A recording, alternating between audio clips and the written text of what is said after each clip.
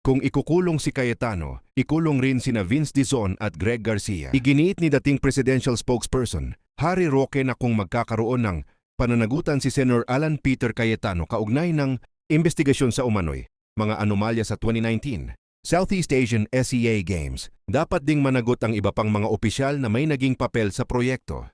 Sa kanyang social media post, sinabi ni Roque, di naman nila mapapakulong si Alan Cayetano na hindi rin inipakulong yung tao ni BBM, si Vince Dizon at Greg Garcia. Nauna nang inanunsyo ng NBI ang pagbuo ng Special Task Force upang imbestigahan ang umano'y mga irregularidad sa mga proyektong may kaugnayan sa 2019 SEA Games, kabilang ang aligasyon ng kawalan ng public bidding, bilyon-bilyong pondong hindi pa umano na liquidate, at iba pang isyong may kaugnayan sa New Clark City Sports Complex. Sa ngayon, wala pang formal na kasong isinampa laban kina Senator Alan Peter Cayetano, Vince Dizon o Greg Garcia, at patuloy pa lamang ang isinasagawang investigasyon ng NBI.